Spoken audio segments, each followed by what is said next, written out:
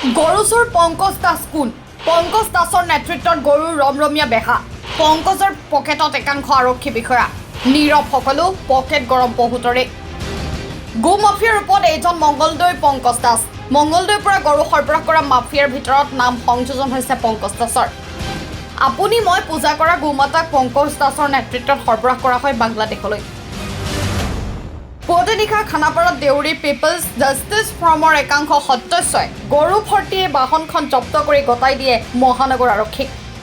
AA01RC 4922 নম্বৰৰ ট্ৰাকত 14টাকৈ গৰু সৰবৰাহ।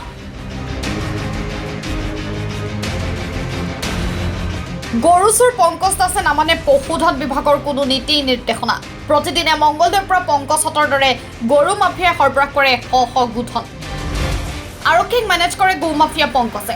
কাক কিমান টকাত মেনেজ কৰে পংকজে?